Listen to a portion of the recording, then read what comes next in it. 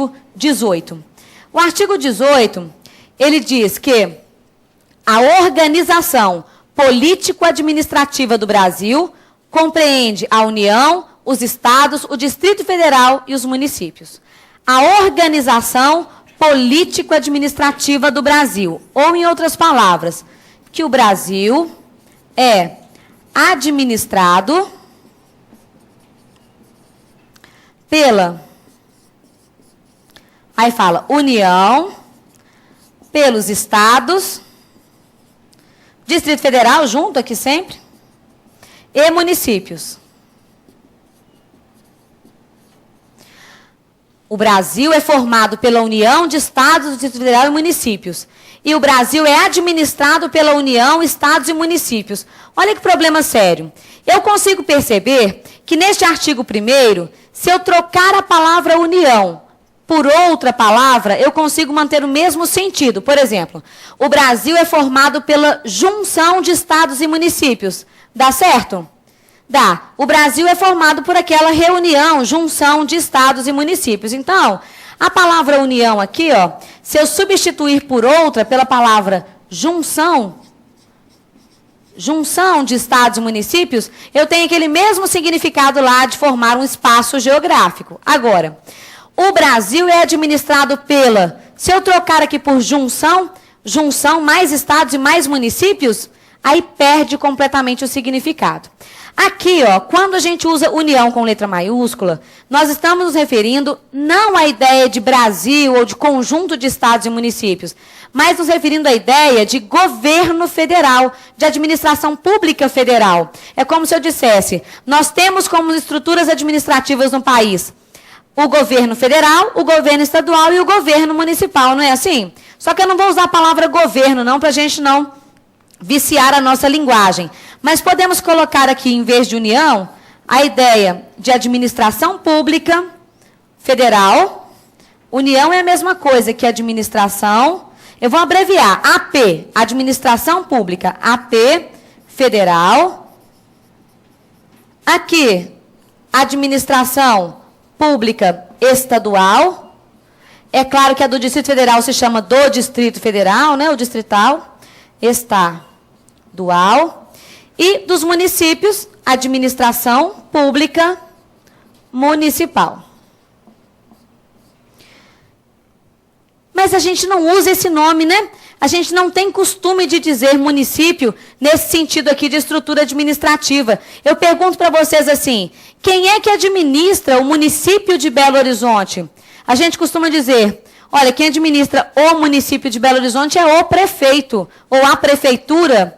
Dificilmente você vai escutar alguém dizendo, o município de Belo Horizonte administra o município de Belo Horizonte. E essa é a linguagem que a gente devia usar. A gente devia dizer que existe uma estrutura chamada município, que vai cuidar da administração do espaço local chamado município. Existe uma estrutura chamada Estado, para administrar os assuntos relativos ao espaço geográfico Estado. E existe uma estrutura chamada União, que administra o espaço geográfico Brasil como um todo.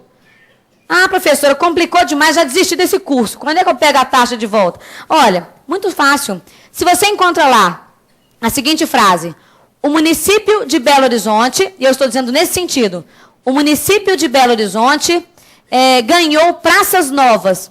Eu consigo imaginar, quem conhece Belo Horizonte, é claro, né, que a gente tem um pessoal, às vezes, de bem mais longe, não vai conhecer BH, mas você consegue imaginar a Avenida do Contorno, a Praça 7, o engarrafamentozinho ali na Afonso Pena, essa hora com o Amazonas, né? Você consegue visualizar esse espaço geográfico. Se tem praças novas, você vai imaginar uma praça a mais ali naquele espaço geográfico. Agora, se eu uso a frase, e agora usando aqui, o município de Belo Horizonte ganhou uma ação na justiça, não é diferente? O município ganhou uma ação na justiça.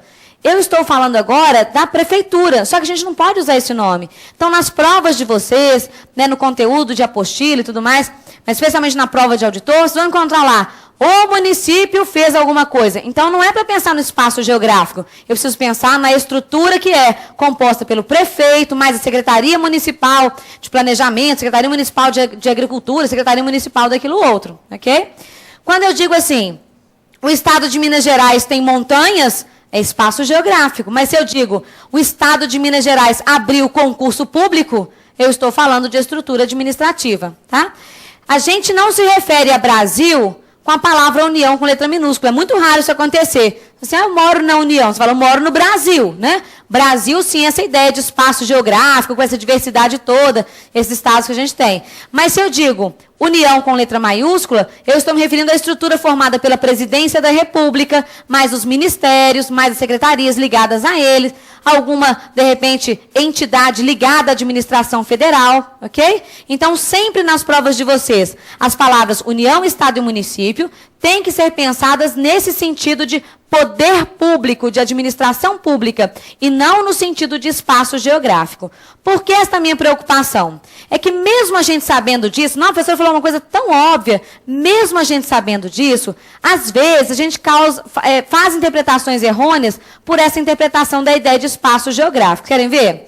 Eu digo para vocês assim, a Lei 8.112 estabelece o Estatuto dos Servidores Públicos da União. A Lei 8.112 estabelece, vai trazer as normas, né, os direitos e deveres dos servidores da União. Se você pensar União com letra minúscula, você vai imaginar que se aplica a todos os estados e municípios. Se aplica, esqueci. Se aplica à União, e não é. União significa governo federal. Então, a Lei 8.112 se aplica somente aos servidores federais. Vai se aplicar a quem trabalhar lá no TRE, a vocês que vão ser auditores, vai se aplicar a quem for ocupante de qualquer cargo na estrutura direta ou indireta federal. Mas não tem nenhuma ligação com o servidor estadual, nenhuma ligação com o servidor municipal.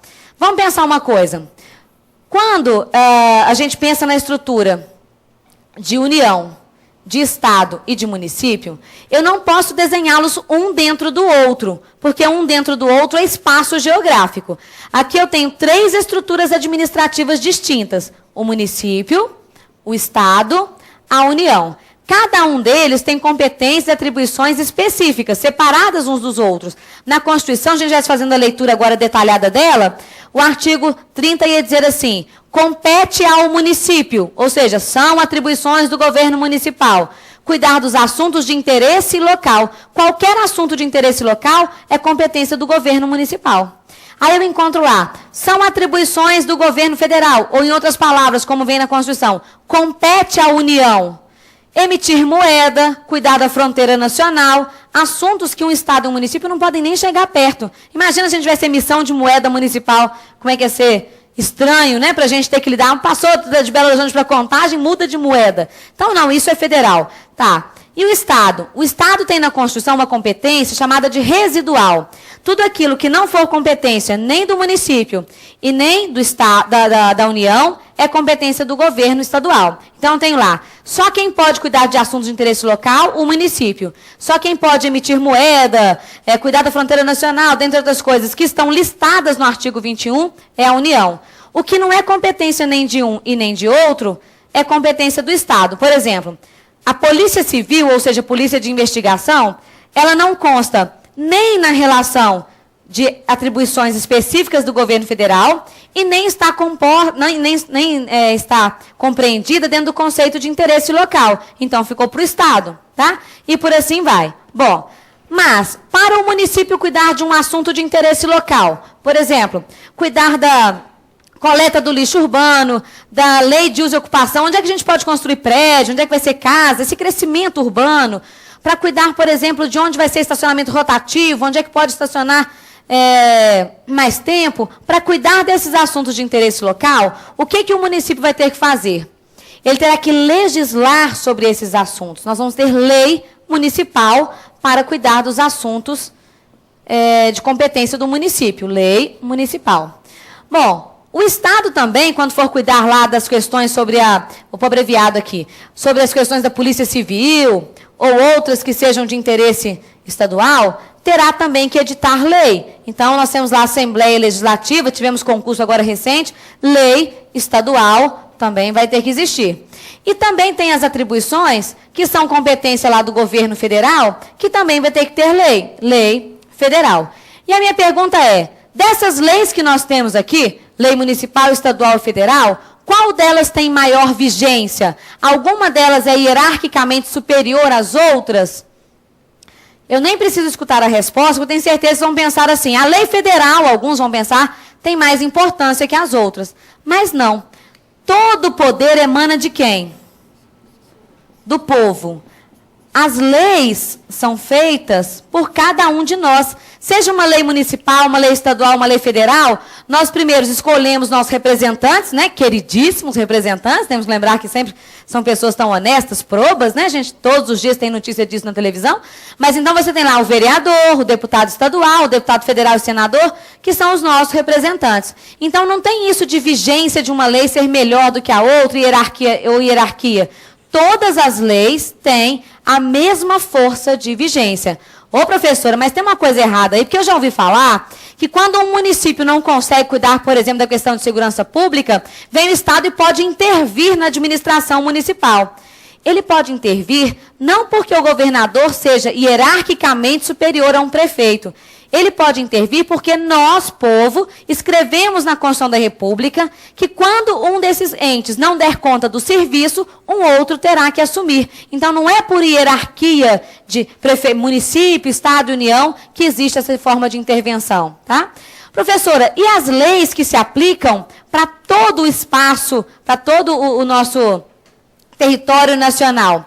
Nós vamos diferenciar para a sala de aula uma linguagem que vai ser assim. O Congresso Nacional, ele edita leis, que a gente vai chamar de lei nacional, e edita normas que a gente vai chamar de leis federais. A gente vai chamar de lei federal aquela lei que se aplicar à estrutura do governo federal. Então, por exemplo, a lei que cria uma autarquia federal se aplica só à União, né? Como governo federal, a lei 8.112, que eu dei exemplo aqui agora, Estatuto dos Servidores Federais, a lei de contratação temporária, que é a lei 8.745, tudo é uma legislações federais. Agora, não tem o Código Penal, o Código de Defesa do Consumidor, não tem o Código Tributário, o Código Civil? Essas normas são normas nacionais. Elas são votadas pelo povo no sentido de abrangerem todo o território nacional. Aí sim, leis nacionais, tá? Mas uma lei federal, no sentido estrito de organização do governo federal, servidores públicos do governo federal, órgãos e entidades do governo federal, ela tem vigência para a União.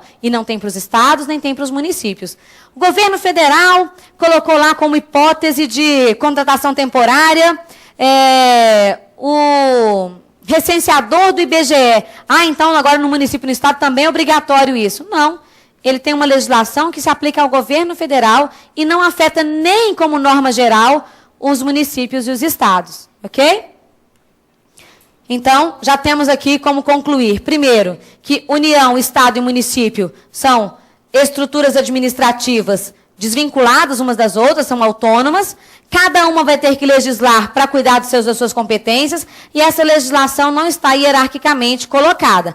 É claro que existe uma hierarquia de normas, mas não de lei para lei. Você tem uma hierarquia que vai trabalhar com que a Constituição da República é a norma maior, não pode ser contrariada em hipótese alguma. Abaixo dela, aí sim a gente viria com a lei ordinária, lei complementar de cada um desses entes. Abaixo das leis, os decretos regulamentares. E abaixo deles, a gente encontraria, sim, os outros atos administrativos. Ato administrativo é a manifestação de vontade da administração. Quando ela nomeia, demite, licita a aquisição de um bem, ela está praticando o ato administrativo, tá? Eu vou apagar essa informação e vou começar a falar um pouquinho sobre Estado nesse sentido de administração pública.